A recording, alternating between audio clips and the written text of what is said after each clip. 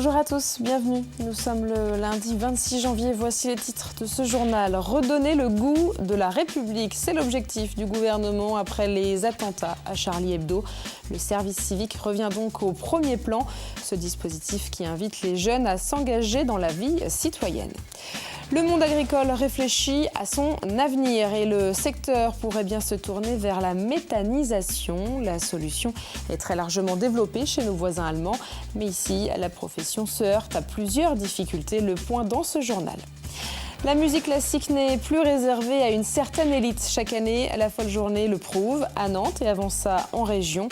Tout le week-end, les concerts se sont donc succédés dans plusieurs villes. Et depuis plus de 10 ans, le festival rencontre toujours autant de succès en Pays de la Loire. Comment engager les jeunes dans la vie citoyenne? Pour le gouvernement, le service civique semble l'une des solutions. Une solution qui revient d'ailleurs au cœur des discussions après les attentats à Charlie Hebdo. Alors le dispositif existe déjà, mais le succès n'est pas au rendez-vous. François Hollande veut donc le rendre plus accessible. Avant de nouvelles mesures, la rédaction de TV Vendée a donc souhaité aller à la rencontre d'une jeune déjà engagée dans un service civique. Exemple à la mairie de La Roche-sur-Yon, reportage de Pierre Dalicieux. On s'y met les filles? Oui, allez, c'est parti. Depuis 3 mois, Adèle travaille au service développement social des quartiers de La Roche-sur-Yon. Son rôle, évaluer le programme de réussite éducative mis en place par la ville en collectant la parole d'enfants en difficulté. Redonner confiance ou favoriser l'épanouissement, c'est pas tout à fait exactement le même objectif et Annie qui côtoie les familles peuvent savoir exactement. Adèle n'est pourtant pas employée de la ville, mais en service civique. Un moyen pour cette titulaire d'un Master 2 de se faire une expérience, mais surtout de vérifier si la voie qu'elle a choisie est bien la bonne. Moi, je l'ai défendu comme ça lors de l'entretien. Moi, je le vois comme un tremplin, comme une façon de voir ce que c'est que le travail en collectivité. Pour moi, c'est une manière de m'assurer que c'est vraiment ce dans quoi je veux travailler. Et pour le moment, ça le confirme. C'est-à-dire que j'ai fait des études en développement territorial. Ça me permet d'appliquer mes études et de me rendre compte que c'est ça que je veux faire. Le chapitre, affiner la question... Chaque jeune en service civique est encadré par un tuteur, un rôle important, parfois chronophage, mais au final, tout le monde s'y retrouve. Oui, bien entendu, il faut consacrer un petit peu de temps. Il y a le temps qu'on passe, en effet, au début pour bien dessiner les contours, et puis aussi regarder de l'intérieur le travail qu'on veut réaliser. Mais après, il y a forcément un retour sur investissement. Pour la ville, le service civique a toute son importance. C'est en quelque sorte une des réponses qu'elle souhaite apporter aux jeunes de 16 à 25 ans, quel que soit leur niveau d'études. Nous avons fixé 3 objectifs principaux pour la politique jeunesse. Premièrement, favoriser et accompagner l'accès à l'autonomie de nos jeunes. Deuxièmement, favoriser la place, l'écoute et l'expression des jeunes dans la ville. Et troisièmement, accompagner et permettre l'exercice d'une citoyenneté active. Donc vous comprenez que le service civique s'inscrit pleinement dans ces 3 objectifs. La ville compte aujourd'hui 9 jeunes en service civique, un dispositif gagnant-gagnant où expérience personnelle et intérêt général font bon ménage. L'actualité politique de la Grèce aura peut-être des répercussions pour l'Union européenne. En tout cas, pour le moment, la victoire historique de la gauche radicale fait beaucoup parler, notamment en France, où l'aile gauche du Parti socialiste est très critique à l'égard de la politique menée par François Hollande. Alors comment réagit-on au PS? On écoute la députée Sylviane Bulteau qui défend la politique du gouvernement et Martine Chancay qui aspire à une autre politique. C'est une victoire contre l'austérité. C'est donc un message d'espoir pour les Grecs qui sont victimes de choix de politique austéritaire depuis des années. Et puis c'est un message d'espoir aussi pour l'Europe. Message d'une nécessaire réorientation. Je ne partage pas forcément toute l'idéologie de Syriza, mais je crois que avec peut-être nos dirigeants français, et notamment François Hollande, ils vont ensemble essayer en tout cas de réorienter l'Europe dans ses choix financiers, dans ses investissements. Parce qu'il faut absolument que la croissance reparte en Europe et puis surtout que chaque Européen puisse demain avoir un travail et vivre dignement sur ce continent. Et puis toujours en politique au niveau départemental cette fois, vous le savez, en mars prochain, il y aura des élections. Dans le canton de Saint-Jean-de-Mont, le conseiller général sortant, le divers gauche André Ricolo, vient d'annoncer qu'il ne se représenterait pas. Il est conseiller général depuis 2001. La méthanisation est-elle l'avenir de l'agriculture ? Avant toute chose, précisons que la méthanisation provient par exemple des déchets agricoles et permet notamment de produire de l'électricité. Alors aujourd'hui, la méthode est très peu exploitée. En juin dernier, le ministre de l'Agriculture a donc lancé un vaste plan pour la développer. Et c'est en Vendée qu'il avait fait ces annonces il y a quelques jours. C'est également en Vendée que les professionnels du secteur se sont retrouvés pour évoquer l'avenir de la filière. Une filière prometteuse, mais qui reste confrontée à plusieurs obstacles. Les explications avec Karl Laboureux.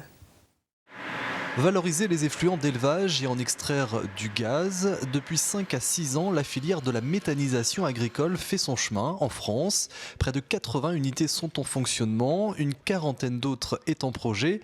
Mais on est encore très loin du millier de méthaniseurs installés dans les 5 prochaines années. Volonté réaffirmée par le ministre de l'Agriculture. Ce qui bloque aujourd'hui encore, c'est la complexité administrative. Au Poiré-sur-Vie, par exemple, cela fait 5 ans qu'une quinzaine d'exploitants agricoles travaillent sur un projet d'implantation. On ne peut pas dire que c'est tout simple. Ce n'est pas des dossiers de 3 pages, c'est des dossiers plutôt de 15 kilos. Et certains projets ne vont pas jusqu'au bout parce qu'il y a une contrainte administrative qui est imposée et les gens en ont, entre guillemets, ras-le-bol et puis ils arrêtent, quoi. Autre raison également, la rentabilité. Présentée à l'origine comme un complément de revenus non négligeable, la méthanisation ne serait finalement pas aussi fructueuse. C'est ce qui ressort aujourd'hui de l'expérience des premières unités. Les premiers chiffres qui sont sortis au bout d'1 an ou 2 d'exploitation, voire 3 années d'exploitation, on n'avait pas encore constaté une usure et un remplacement prématuré des agitateurs, des incorporateurs, des vis, des pompes, etc. Mais là, on se retrouve avec des surcoûts qui sont importants, voire très important. Donc la rentabilité n'est pas au rendez-vous. Alors faut-il écarter la méthanisation agricole ? Non, selon l'association des agriculteurs méthaniseurs de France, pour qui cela reste toutefois une voie d'avenir. On va de toute façon aller vers de la production d'énergie sur nos exploitations pour valoriser les matières qui sont, on va dire, très, très basiques. Mais il faut que tout soit adapté et ça fait partie des discussions très étroites aujourd'hui avec les pouvoirs publics. Simplifier les démarches administratives et soutenir l'émergence de nouveaux projets d'implantation, voici les demandes de l'association qui reste donc persuadée que la méthanisation peut fonctionner en France à condition qu'elle trouve ses marques. La Vendée tente de s'adapter à l'évolution de sa population. De nouveaux collèges vont donc voir le jour dans les prochaines années. Vendredi, celui de Saint-Hilaire-le-Loulay a d'ailleurs été présenté. Il ouvrira ses portes en septembre 2017. Il pourra accueillir 600 élèves de la 6e à la 3e. L'établissement sera tout numérique. Toutes les salles seront donc équipées d'un ordinateur et d'un accès à Internet. Et le projet de Saint-Hilaire-le-Loulay n'est pas le seul à répondre à l'augmentation du nombre d'élèves. Le Conseil général va donc construire 5 autres nouveaux collèges d'ici à 2019. Aux Essarts et à Chaland, ils ouvriront en septembre prochain. Suivra ensuite celui de la Motte-à-Char, de Saint-Hilaire-le-Loulay donc, et un second à Chaland est déjà prévu pour 2019. Enfin, un autre projet est en étude à Talmont-Saint-Hilaire. Autant d'établissements qui doivent donc permettre de faire face à l'attractivité démographique, comme nous le confirme le vice-président à la commission éducation du Conseil général. Il y a un essor démographique considérable dans le département de la Vendée, qui est en quelque sorte le reflet de son attractivité.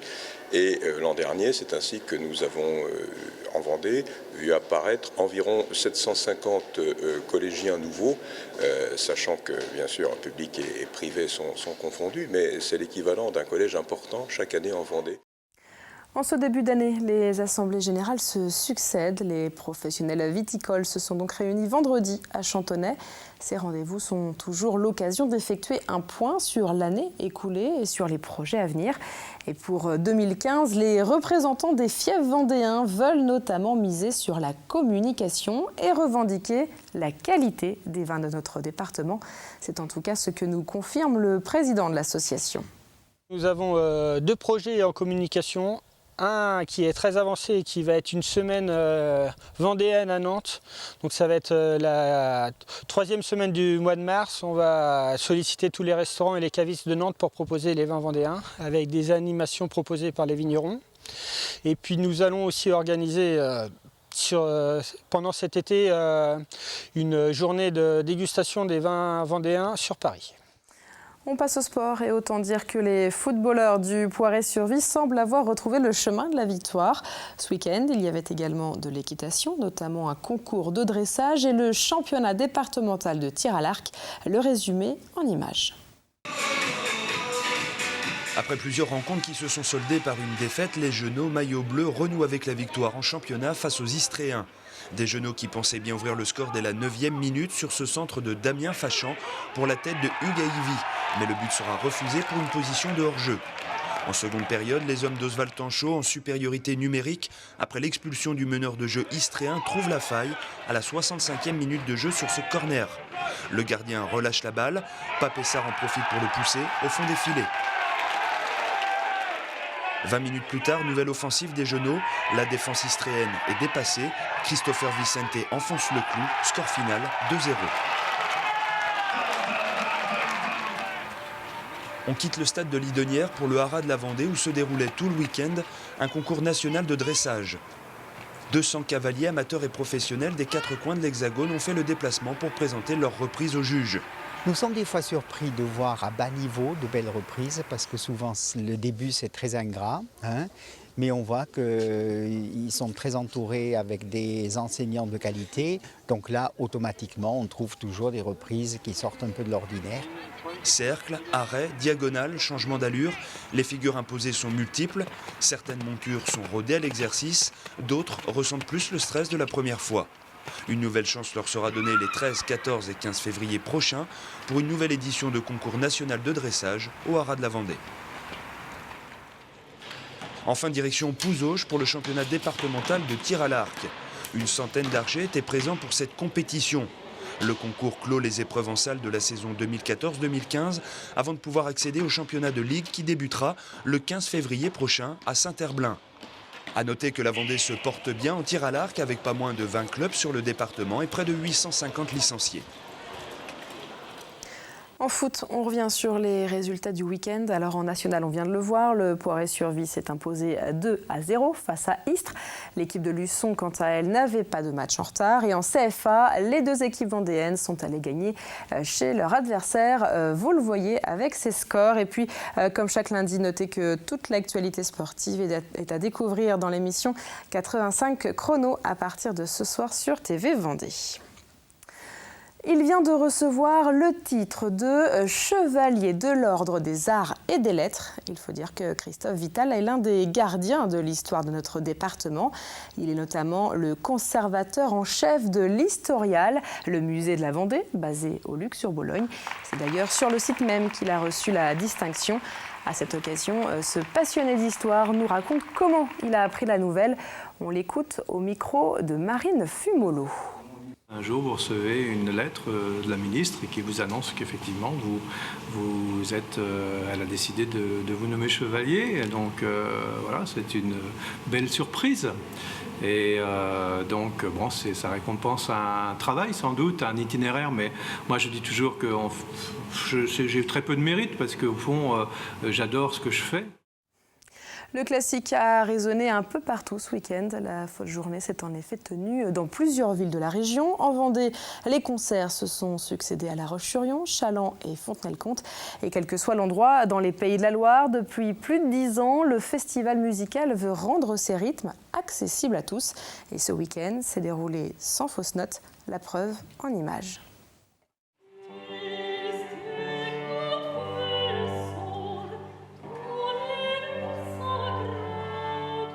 Dimanche après-midi, La Roche-sur-Yon, dans le cœur de l'église Notre-Dame, c'est le compositeur baroque italien Scarlatti qui est au programme pour cette édition 2015. Comme chaque année, les concerts de la folle journée en région ont fait le plein. Et l'église Notre-Dame n'échappe pas à la règle. Il faut dire qu'avec des billets compris entre 2 et 14 €, les prix sont plutôt accessibles. C'est intéressant parce que c'est pas cher. En plus, les programmes sont choisis judicieusement. C'est une occasion de découverte, quoi. Et toutes les couches de la population peuvent y participer. Voilà qui résume plutôt bien l'idée même de la folle journée. Quelques rues plus loin, au théâtre de La Roche-sur-Yon, c'est justement un Jean-Sébastien Bach raconté aux enfants qui est proposé. Les concerts famille, un rendez-vous incontournable où les plus jeunes font l'objet de toutes les attentions. On y va tous les ans en fait au concert famille, donc c'était l'occasion une fois par an de voir de la musique en vrai pour les enfants, puis dans ce beau décor en plus. Et à cet âge-là, je trouve qu'ils entrent facilement dans tous les univers, donc ils accrochent facilement. Plus de 6000 places vendues à Chaland, comme ici sur ces images, tournées dimanche après-midi au Théâtre du Marais. Plus de 5000 billets à Fontenay-le-Comte et plus de 7700 spectateurs à La Roche-sur-Yon. Le cru 2015 de la folle journée a donc tenu toutes ses promesses pour les organisateurs, au premier rang desquels son fondateur René Martin, qui espère voir cet événement se développer dans les années à venir. On peut grandir un peu comme on a grandi à Nantes. À Nantes, nous sommes rendus à 350 concerts avec beaucoup de concerts pour les scolaires, beaucoup d'animations qu'on fait un tout petit peu moins en région. Mais au fur et à mesure, on sent vraiment qu'il y a une espèce d'enthousiasme très fédérateur au niveau de la région et donc ça va nous permettre sûrement de grandir. Après les passions en 2015, c'est la nature qui sera à l'honneur de la folle journée l'année prochaine pour la 22e édition.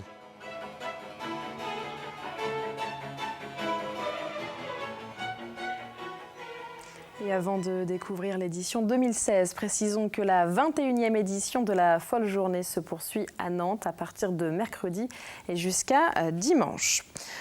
On découvre ensemble les rendez-vous de la semaine. Demain aura lieu la cérémonie en souvenir de la libération du camp de la mort d'Auschwitz-Birkenau. Il y a 70 ans, l'Armée rouge découvrait des milliers de juifs déportés dans le sud de la Pologne.